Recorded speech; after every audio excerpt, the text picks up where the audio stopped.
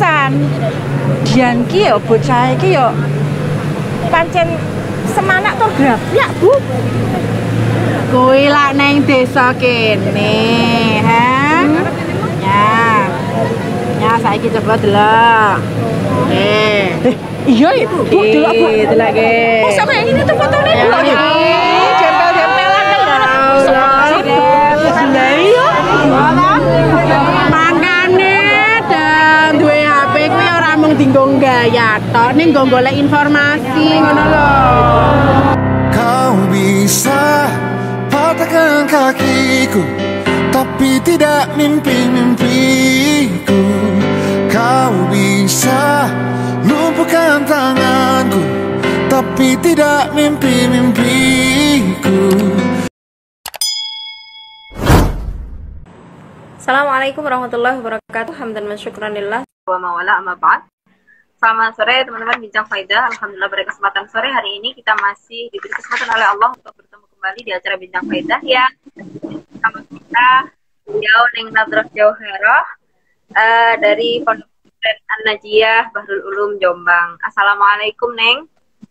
Waalaikumsalam. Oke, Neng Nadroh sudah bisa dimulai ya acaranya? Oke. Assalamualaikum warahmatullahi wabarakatuh. Hamdan wa syukranillah. Salatan wa salaman ala rasulillah wa ala alihi wa sahbihi wa mawala amma ba'd. Selamat sore teman-teman Bincang Faidah virtual. Pada kesempatan hari ini alhamdulillah kita sudah kehadiran tamu istimewa kita. Beliau adalah Neng Nadroh Jauherah. Beliau dari Pondok Pesantren An-Najiyah Bahrul Ulum Jombang. Beliau tidak asing lagi karena beliau sudah malang melintang di organisasi khususnya PMII yang dulu di Malang sangat luar biasa dan hari ini bertemu kembali. Apa kabar Neng? Baik, alhamdulillah. Oke. Baik. Nadroh, nih kan hari ini lagi maraknya, lagi santernya film yang dulunya sudah viral di 2018, tetapi hari ini lagi booming kembali di 2020 yang menggambarkan sisi yang ada di kehidupan masyarakat, isu sosial yang ada di masyarakat, yaitu gambaran dari Bu Tejo dari film Tilik ini ya. Nah, hari ini temanya kita sedikit unik dari film Tilik ini, yaitu menilik tilik isu sosial di masyarakat yang nanti gambarannya banget. Ada Bu Tejo, ada Yuneng, ada yang lainnya yang digambarkan di film tersebut. Nah, ini Neng, sejauh Neng Nadroh menganalisis dari film ini seperti apa Neng sebenarnya?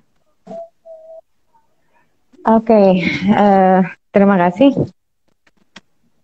Film ini memang sangat menggelitik ya. Jadi nggak cuma menggelitik, tapi memaksa kita untuk merasa lucu sekaligus tertampar begitu. Beberapa hal yang membuat film ini menarik adalah film ini tuh kayak bukan jauh dari kita. Jadi seolah-olah kita melihat diri kita sendiri, kita melihat tetangga kita melihat teman kita, atau mungkin ya kekhawatiran yang sama dengan yang dialami oleh Bu Tejo. Tapi ada beberapa hal yang bisa disorotin di sini adalah betapa menggibah gitu ya. Menggibah itu asik sekali rasanya, seolah-olah kita semua berhak untuk mengeluarkan celaan atau mungkin namanya apa ya, nyacati begitu. Kita mencela, kita komentar tanpa perlu persetujuan siapapun.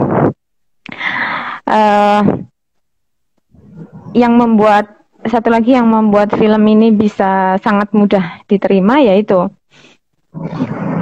kita mau menunjukkan diri kita seperti itu jelas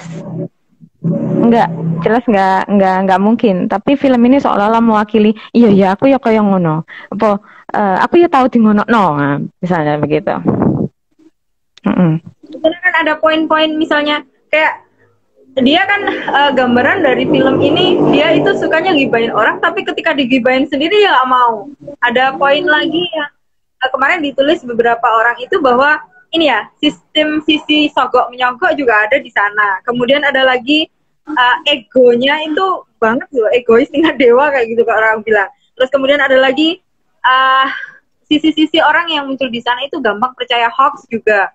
Terus ada lagi poinnya mungkin gibah nomor 1 bener atau enggak ini ya urusan nanti kan kayak gitu ya Neng ya. Jadi kalau misalnya dari sisi agama sendiri kan memang tidak diizinkan kalau misalnya tidak diperbolehkan hal-hal tersebut. Tapi ya ini isu sosial yang muncul di masyarakat dan poin yang paling menggelitik sekali ini gambarannya kok kenapa harus perempuan gitu loh. Oke, ya, kenapa film ini menjadi seksis gitu ya? Kenapa hibah yang begitu mengasyikkan, yang siapapun melakukan itu, kenapa kok melekat pada perempuan, pada ibu-ibu gitu kan? Seolah-olah yang biasanya atau lumrahnya ngerasani uang itu ya ibu-ibu, perempuan gitu. Padahal siapapun bisa hibah, siapapun bisa membuka forum hibah, bahkan bapak-bapak pun gitu. Jadi yang disorotin di sini adalah perempuan itu bisa jadi memang ada yang begitu dan bisa jadi juga tidak selalu ibu-ibu. Hibah atau ngerasani orang itu kan sebenarnya adalah sikap defensif kita. Jadi itu adalah proyeksi kita melihat kelemahan orang lain atau cara kita membela diri bahwa kita ini punya ketakutan pada hal tertentu. Kemudian sesuatu itu hal tertentu tadi kita rasani gitu. Entah kita celah atau mungkin kita buka sesuatu yang orang nggak banyak tahu. Pada akhirnya kita butuh merasa aku apik gitu ya. Saya biar aibnya saya nggak kelihatan, aku tak ngerasa niko begitu. Nah, itu sebenarnya memang sudah terjadi bahwa yang banyak melakukan itu adalah perempuan. Jadi perempuan itu kadang lebih lanyah gitu ya. Lebih lancar kalau mencela atau hibah sesamanya. Nah, itu kalau ngomong dari agama jelas ya, saya nggak perlu menjelaskan bahwa hibah itu bagian dari hal buruk tapi sangat nyaman untuk dilakukan. Tapi jika ngomong tentang psikologis kita sebagai manusia, pada dasarnya kita punya ketakutan tertentu. Dan itu kita proyeksikan pada hal-hal yang pengen kita celah begitu, pengen kita hibah gitu. Poinnya dari film Tilik ini ya memang kehidupan masyarakat ada sisi positifnya sih. Kalau di sana digambarkan di Yuneng ini adalah orangnya yang positive thinking. Dia itu selalu husnudzon lah dengan dengan entah itu beritanya benar atau enggak, tapi yang penting dia husnudzon kayak gitu. Tapi memang ada gambaran-gambaran dari sisi lain, dari gambaran-gambaran misalnya kayak Bu Tejo, kayak Bu siapa yang satunya itu ya. Dia kayak yang satu ngompori, terus kemudian yang satu dari kata-kata yang dikeluarkan oleh Bu Tejo ini adalah kata-kata yang memang syarat dengan sindiran kayak gitu loh. Kayak kayak gitu ya Neng ya. Iya, sarkas. Kayak sarkas kayak gitu. Nah, mungkin di isu masyarakatnya mungkin ini adalah sesuatu yang oh iya ini di masyarakat ada kayak begini. Ya mungkin di sisi kita sendiri, di orang-orang kayak memang kalau orang bilang Allah yang menciptakan, kita yang menjalankan, orang lain yang itu bahasanya kan begitu. Cuman di sini ada sisi lain yang mungkin kontra dari film ini. Karena apa? Di sana selalu digambarkan perempuan. Apakah di sini poin-poin sisi isu gendernya masuk di sini? Gimana? Apakah? Poin ini, Ning, isu gender yang di film ini gitu. Ya itu tadi, kenapa sih stereotip tukang hibah itu melekat pada ibu-ibu? Jadi pada perempuan gitu kan. Kenapa sih gitu? Kalau saya tadi bilang bahwa kecenderungan kita menghibah atau ngerasani itu kan karena sebenarnya kita punya ketakutan pada hal-hal tertentu. Ibu-ibu yang dihibah itu adalah gadis yang tidak kunjung menikah, dan ibu-ibu itu punya kekhawatiran bahwa perempuan itu nanti akan menjadi penggoda lagi suami-suami ibu-ibu itu. Nah, ketakutan itu dijadikan bahan hibah gitu.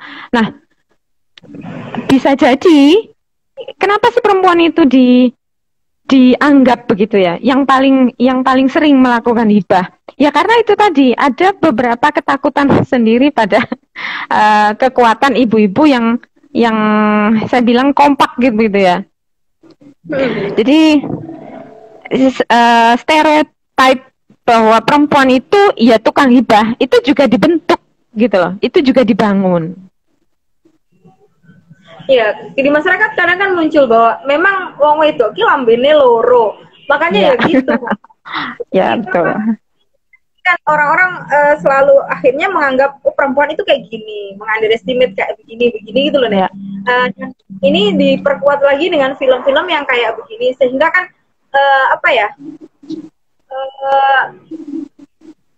pada perempuan tentang ini lekat banget gitu loh. Iya betul.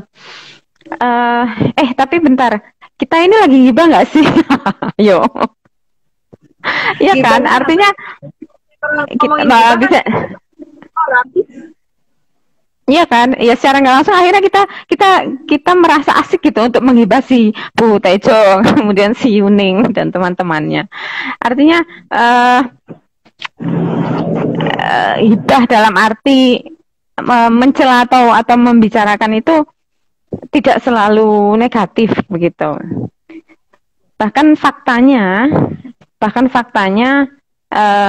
di akhir cerita fitnah itu kan memang nyata adanya gitu.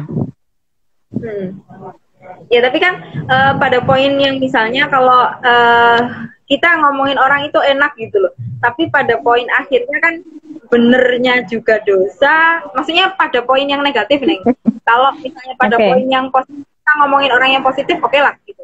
Tapi pada poin-poin negatif, taruh misalnya si A ini jalan sama si B, misalnya kayak gitu. Ini kan poin sudah, oh ini itu gibah loh, enggak ini kenyataan kayak begini, ya tetap aja gibah kan gitu.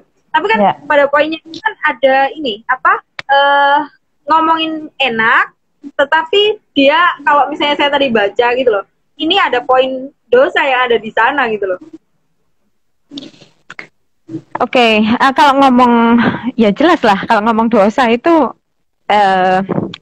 apa ya namanya ya? Saya pikir kita tidak pada kapasitas untuk menghakimi orang lain juga gitu ya, apalagi saya yakin yang menyaksikan ini juga semua tahu hibah itu seperti apa. Tapi kita sekarang sedang dihadapkan pada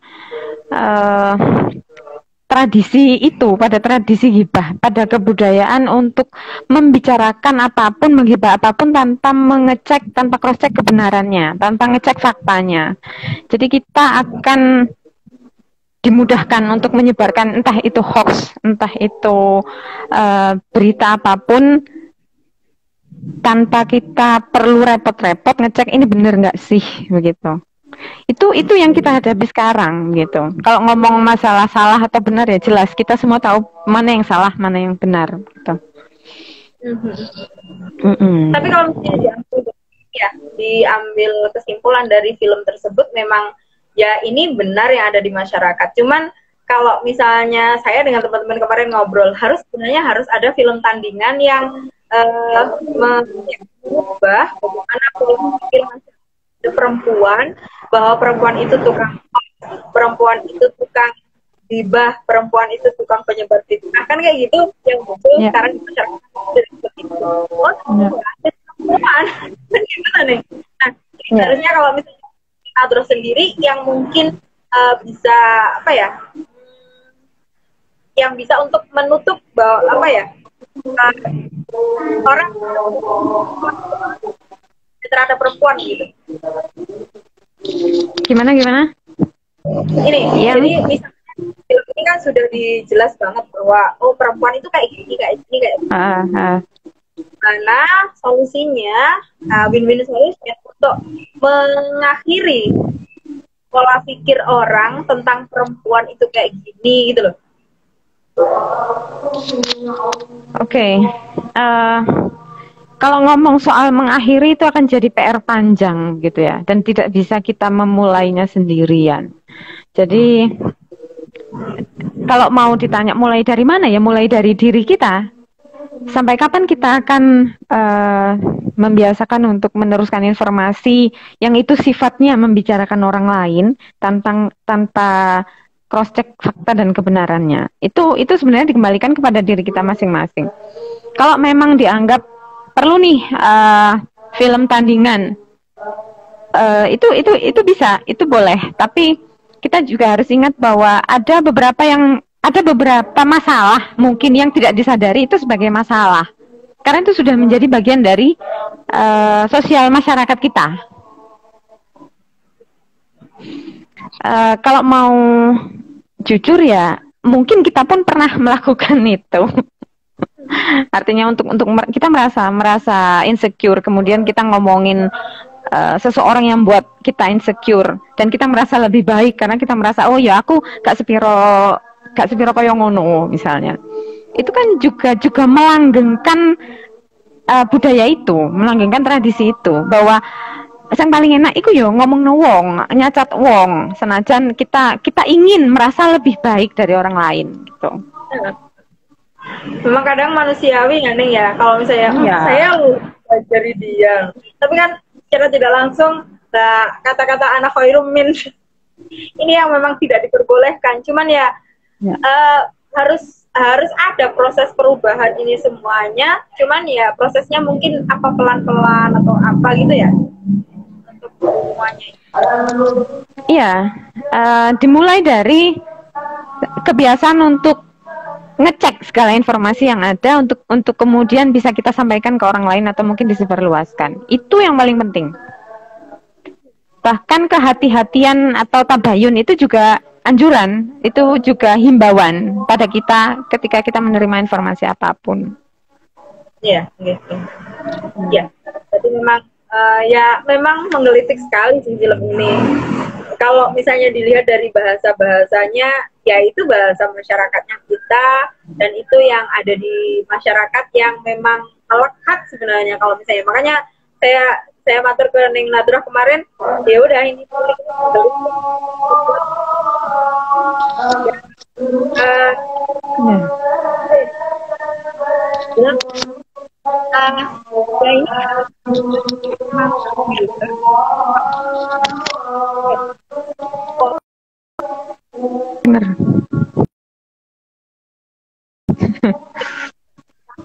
ini semuanya. Nah, ini mungkin closing statement dari Neng Nadrah terkait film Tilik ini yang mungkin bisa disampaikan ke masyarakat.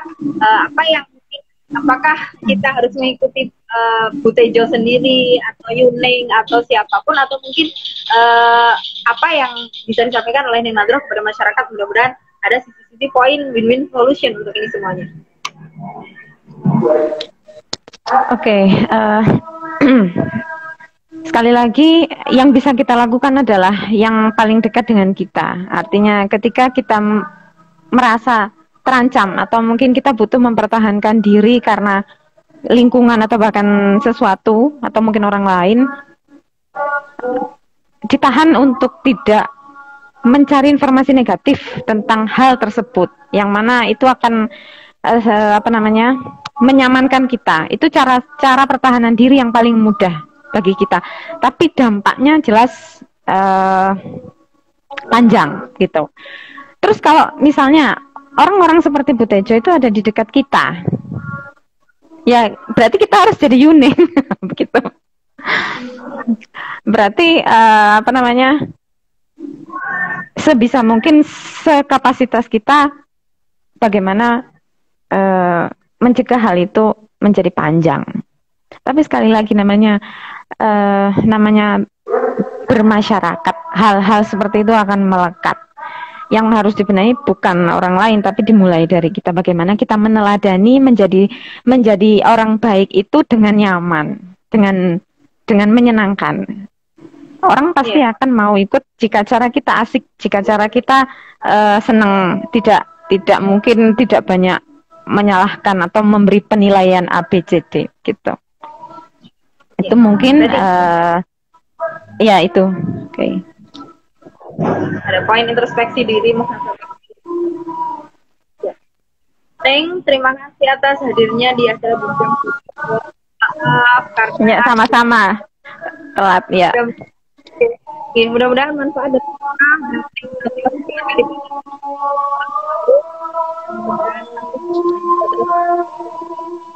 Oke, terima kasih atas hadirnya. Ya, sama-sama. Assalamualaikum warahmatullahi wabarakatuh. Waalaikumsalam warahmatullahi wabarakatuh.